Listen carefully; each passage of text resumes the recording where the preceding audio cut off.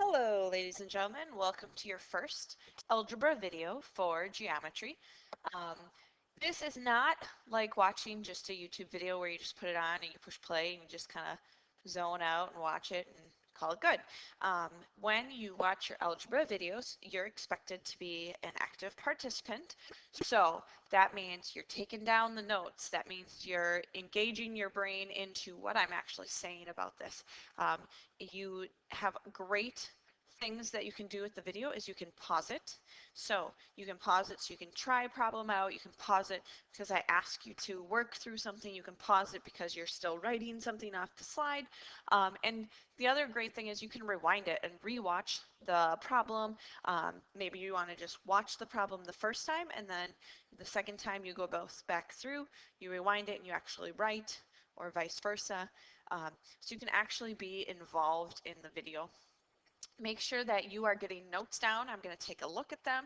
And we aren't going to be doing notes on these sections in class. I will go through questions on them, but I'm not going to actually present the material to you in class. So it's so important that you stay on top of watching these videos for your lessons. And the nice thing is you only have these every other day. All right, let's get into our solving right triangles, set 44. So set 43 was on trig functions, and now we're going to use those trig functions to help us solve for missing parts of right triangles. So you saw this slide when we reviewed set 43. Sine, remember, is opposite over hypotenuse. Cosine is adjacent over hypotenuse, and tangent is opposite over adjacent. And it all refers to what angle you are talking about. So for example, here we're referring to the angle down here. So then this one's opposite, this one's adjacent. If I had a right triangle here and I was referring to this angle, now this becomes my opposite and this becomes my adjacent. So the sides don't always stay the same. It's all in reference to your angles. Okay, remember our little mnemonic device here, SOHCAHTOA. Write it on top of your pages so you have that to refer to. Okay, find the missing angle. So here we see missing angle theta, which is down here. So we need to determine, are we going to use sine, cosine, tangent? And that we determine by seeing what are we given. Well, in relationship to my angle, my 14 is going to be opposite and my 15 is going to be adjacent because neither of these are across from the right angle.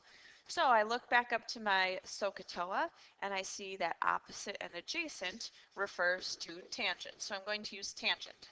So tangent of theta, Greek letter theta, is equal to my opposite over my adjacent.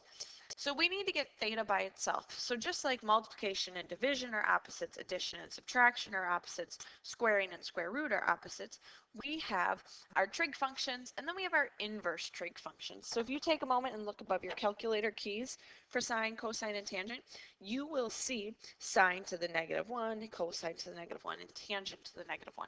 Those are my inverse functions, and those are going to help us get that theta by itself. So I want theta by itself, so I'm going to take care of the tangent by taking the inverse tangent of both sides. And then I'm going to do it on this side, the inverse tangent. So those are going to cancel out, and we're left with just theta is the inverse tangent of 14 over 15. So go ahead and punch that into your calculator.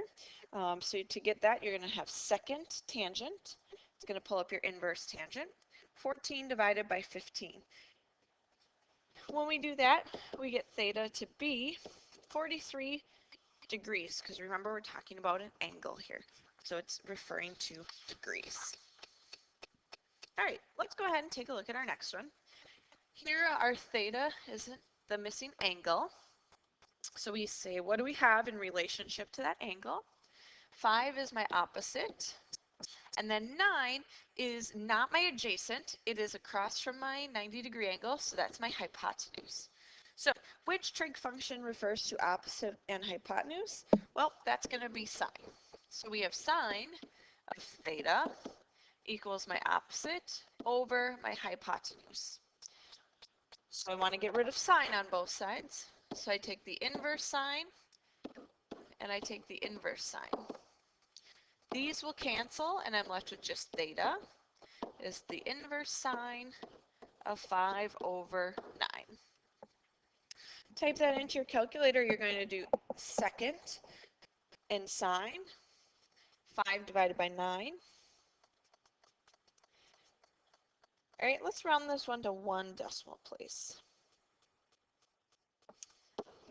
So theta ends up being 33.7, oh, excuse me, 33.7 degrees. All right, let's take a look at our next problem. Our next problem this time asks for the missing side. So we see that we're missing x. Okay, we still are going to look at our angle. We're given 66. So what is x and what is 15 in relationship to 66? Well, x is my opposite and 15 is my adjacent. So which trig function do I use looking back at my SOHCAHTOA? I'm going to use tangent. Tangent is for my opposite over adjacent. So this time I know my angle, so I plug that in, equals opposite over adjacent. All right, this time my x is in my fraction. It says x divided by 15, so we want to get rid of that divide by 15. So to do that, you multiply by 15, but to cancel that, you have to also do it to the other side. Remember, whatever I do to one side, I have to do to the other side. So those will cancel. So x is going to be 15 times the tangent of 66. Go ahead and punch that into your calculator. And let's round again to 1 decimal place. This one, we get 33.7 again. Now this one isn't labeled with degrees. If we look back at our picture, we actually do have a label here.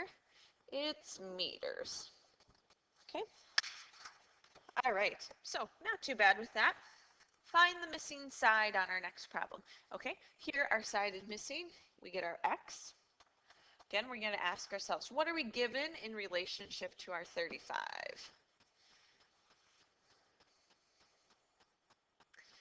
4 is our opposite, and x is across from our 90-degree angle, so that's hypotenuse. So opposite and hypotenuse leaves us with sine. So sine of 35 equals our opposite over our hypotenuse. Now this time x is in the denominator. So we are going to actually have to do a couple of steps to get x by itself. First, let's get it out of the denominator. So we're going to multiply by x on both sides. This eliminates it from the denominator there. So we get x times sine of 35 equals 4. Now I have x out of the denominator and I want to get x by itself. So I'm going to divide each side by sine of 35. Okay. Now x is alone. And we have 4 is divided by the sine of 35. That's what you're going to type into your calculator there. So go ahead and punch that in, and let's round it to, let's do this one to 2 decimal places.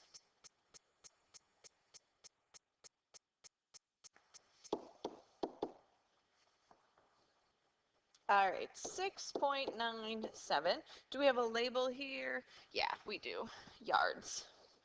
Okay, so here's the shortcut to think about with this type of problem. If x is in my denominator, now look from that green statement down to this red statement. They look almost identical except for the x and the sine of 35 have switched spots.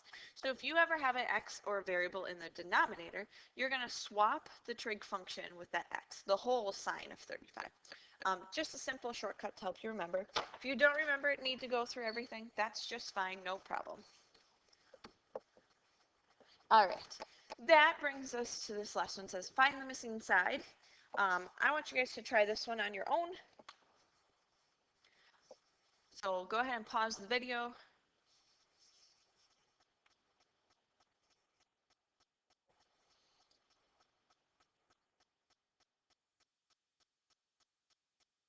Okay, when you're done with this, we'll talk about it in class tomorrow, and just remind me and we will get the answer for it.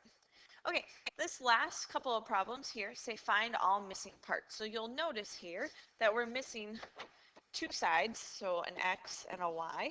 And here we are given two of the angles, and we need to find the third angle. So you can use your trig functions and your knowledge about right triangles to find the missing information here. The easiest one that we can start with is finding theta.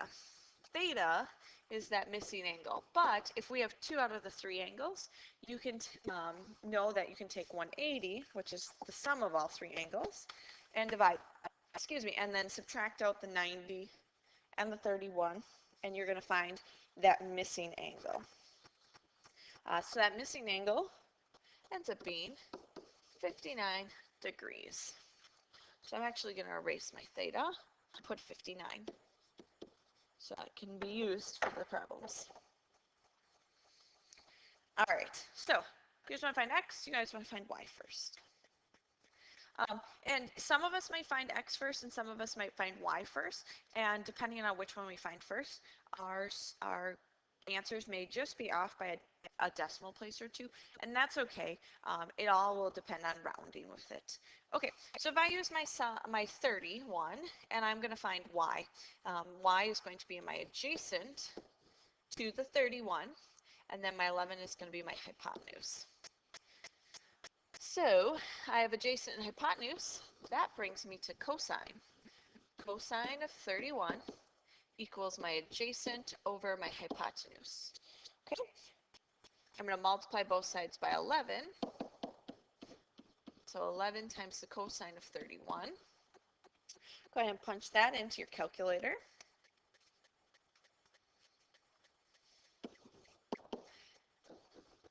And y ends up being to one decimal place, 9.4. And I have a label of meters. They give me meters.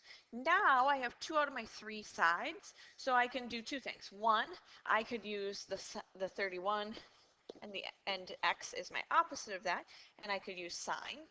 Or I could use my 59, and then in that case, we're going to see that this is the adjacent, and I could use my cosine again. Or my third option, got lots of options here, is to use Pythagorean theorem, because I know two out of my three sides. So I'm going to do a Pythagorean theorem part for this, just to introduce that, remind you of that. Okay, so my side x squared plus my y was 9.4 squared equals my hypotenuse squared. Remember, c is always the hypotenuse. So you guys can go ahead and calculate that out.